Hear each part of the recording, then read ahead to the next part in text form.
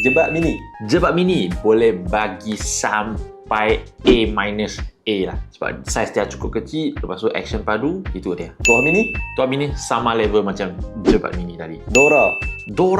Dora bagi saiz curut asa mungkin kurang sikit. I boleh bagi sampai C lah. Kurang sesuai. Sebab mulut dia kecil kan, dia skirt kan dia tinggi. Rugby Z mini. Rugby Z mini, I boleh bagi sampai S tier guys. Kenapa? Sebab dia ada Kaisha lagi.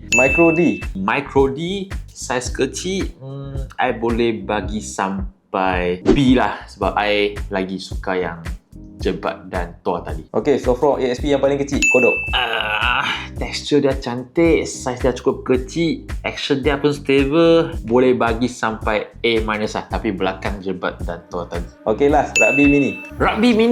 Rugby mini bagi I dia memang S tier juga tapi belakang Rugby Z mini tadi. So ni dua yang I paling suka punya, Rugby Z dan Rugby guys. Warna pink guys. Ranking korang akan nampak macam mana? Sila komen di bawah guys. Bye.